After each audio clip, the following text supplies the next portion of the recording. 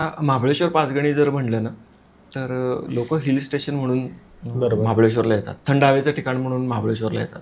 आणि येऊन काय करतात जनरली की क्षेत्र Mahabaleshwar, Arthur seat, Bombay point, बरोबर, कणसं खायची, बाजारामध्ये फिरायचं, हेच आणि आईस्क्रीम आणि स्ट्रॉबेरी आईस्क्रीम खायचं, स्ट्रॉबेरीच्या सीझनमध्ये स्ट्रॉबेरी खायची.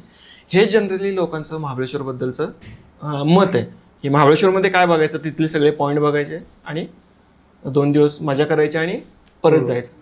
पण महाबळेश्वरला यायच्या आधी मी असं सांगेन लोकांनी महाबळेश्वरचा इतिहास समजून घेतला पाहिजे, तर आपण चांगले महाबळेश्वर बघू शकतो. म्हणजे महाबळेश्वरला जावळीचं खोरं हे महाबळेश्वर आपण असं म्हणतो, तर जावळीच्या खोऱ्याचा इतिहास लोकांनी पहिला समजून यायला पाहिजे. कारण महाबळेश्वरमध्ये जेव्हा लोक येतात तेव्हा लोक जंगलांमध्ये जातच नाहीत. महाबळेश्वर म्हणजे खरं तर जंगल, म्हणजे निबिड अरण्य असं म्हणू, की जिथं प्रतापगडचा जो संघर्ष झाला, अफजल खानला मारलं, ते केवळ दाट जंगल असल्यामुळे हे शक्य झालं शिवाजी महाराजांना. बरोबर आहे.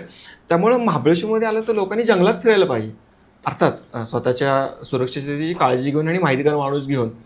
तर लोक महाबळेश्वरच्या जंगलात जात नाहीत कारण त्यांना माहीत नाही किंवा उत्साह नाही, असं आपण दोन्ही म्हणू शकतो. बरोबर. तर मी एक जंगलाच्या बद्दल एक ठिकाण सांगेन की महाबळेश्वरमध्ये एक शेनशिन गुहा म्हणून एक ठिकाण आहे, त्याला रॉबर्स केव असं म्हणतात. त्या गुहेमध्ये एका संदर्भानुसार 25 ते 30 हजार वाटावळकर राहतात.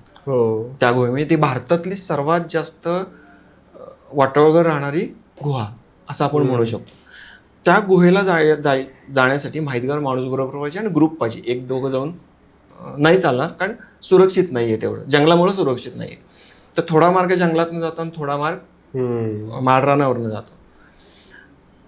ती गुहा महाबळेश्वरमध्ये एवढ्यासाठी बघावी कारण ती महाबळेश्वरच्या दृष्टीनं खूप महत्त्व आहे त्या गुहेचं. कारण महाबळेश्वरचं जंगल जे आहे ते जंगल संवर्धन करण्यापाठीमागं त्या वाटावळांचा पण काही प्रमाणात वाटा आहे. बरोबर. त्यामुळं महाबळेश्वर बघायचं असेल तर त्या गुहेत पण जायला पाहिजे, की अशी मोठी जी गुहा आहे. असं एक मी तुम्हाला एक्झाम्पल सांगितलं. किंवा महाबळेश्वरमध्ये लोक क्षेत्र महाबळेश्वरला जातात की जिथं पंचगंगा नदीचा उगम होतो. त्याच्याच बाजूला एक कृष्णा नदीचं मंदिर आहे, कृष्णामाई मंदिर आहे. त्याला युनेस्कोनं वारसास्थळ म्हणून डिक्लेअर केलं. तर ते मंदिर खूप चांगलं आहे, ते बघण्यासारखं आहे. तिथनं कृष्णा नदीचा प्रवाह तिथनं चालू होतो त्या मंदिरापासून, आणि तो धबधबा कृष्णा नदीचा हा धोमबलकवडी धरणामध्ये पडतो खाली. त्याच्यामुळे ते मंदिर हे खूप चांगलं आहे, ते बघण्यासारखं आहे मंदिर. महाबळेश्वरमध्ये पूर्वी, आता नाही आहे, एक मोठं कॅक्टस होतं, ते भारतातलं सर्वात उंच कॅक्टस होतं. आरे डेअरी आहे महाबळेश्वरमध्ये, तिथं अजूनही आहे कॅक्टस. आता ते पडलंय पण अजूनही ते कॅक्टस आपण बघू शकतो. ते भारतातलं सर्वात उंच कॅक्टस, त्याची उंची जवळजवळ 20 ते 30 फूट होती त्या कॅक्टसची. किंवा महाबळेश्वरमध्ये मध संकलन केंद्र आहे. हे महाबळेश्वरचं मध आपल्याला माहिती आहे की तो खूप फेमस आहे आणि ओरिजिनल जो मध आहे तो महाबळेश्वरमध्ये मिळतो. तर महाबळेश्वरचं मध संकलन केंद्र आपल्याला बघायला हवं. मी जे म्हणतो की कॅक्टस जे आहे ते कॅक्टस बघायला पाहिजे, महाबळेश्वरचं जंगल बघायला पाहिजे.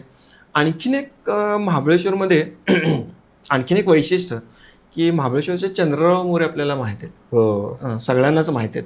पण चंद्रराव मोरे म्हणजे एकच डोळ्यासमोर येतो की शिवाजी महाराजांनी त्यांचं युद्ध झालं, पण त्याच्या आधी पण चंद्रराव होते. कारण चंद्रराव ही पदवी आहे, म्हणजे चंद्रराव मोरे एकच नव्हते, ती पदवी त्यांच्या वंशजांमध्ये ती चालत आलेली पदवी आहे. तर चंद्रराव मोरेंनी स्थापन केलेली शंकराची देवळं ही महाबळेश्वर परिसरात आहेत.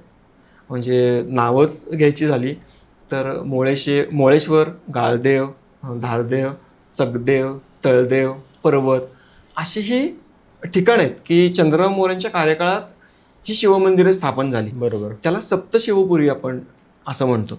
तर ती मंदिरं पण महाबळेश्वर परिसरात आल्यानंतर बघायला पाहिजेत.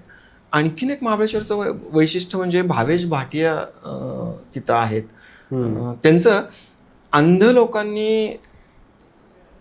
लोकांचा कारखाना असं म्हणू, की तिथं अंध लोक मेणाच्या वस्तू बनवतात, त्या विक्रीस उपलब्ध असतात. स्वतः भावेश भाटिया 100% अंध आहेत, पण त्यांनी अंध लोकांना काम दिले, रोजगार दिलाय. हे महाबळेश्वरमध्ये आहेत. तिथल्या खूप चांगले आहेत मेणाच्या वस्तू, त्या महाबळेश्वरमध्ये जाऊन बघायला पाहिजेत. म्हणजे आपण त्या वस्तू किंवा भावेश भाटियांशी अंध मुलांशी बोलल्यानंतर आपल्याला कळतं, म्हणजे प्रेरणा आपण त्या अशा गोष्टीतनं पण प्रेरणा घेऊ शकतो. तर अशा गोष्टी बऱ्याच महाबळेश्वरमध्ये आहेत. पाचगणीबद्दल बोलायचं झालं तर आपण टेबल लँडबद्दलच फक्त पाचगणीच्या इथं बोलतो, पण पाचगणीच्या आजूबाजूला पण खूप चांगली ठिकाणं आहेत. राजपुरी म्हणून गुहा आहेत तिथं, किंवा केट्स पॉईंट आहे जो महाबळेश्वर आणि पाचगणीच्या मध्ये येतो. असे खूप भिलार आहे. भिलार हे पुस्तकांचं गाव म्हणून प्रसिद्ध आहे. त्या गावाला प्रत्येकानं भेट द्यायला पाहिजे. घराघरांमध्ये पुस्तकं लोकांनी ठेवली जी आपण फ्री वाचू शकतो. आणि तिथं त्यांचं एक त्यांचं हॉल आहे, तिथनं पुस्तकं विकत पण घेऊ शकतो. त्यामुळे भिलार पण एक आदर्श गाव आपण म्हणू शकतो की जिथं त्यांनी नवीन संकल्पना लाभवली आणि ते पर्यटनासाठी उदयास गाव. असं महाबळेश्वर पाचगणीबद्दल खूप काही बोलण्यासारखं आहे.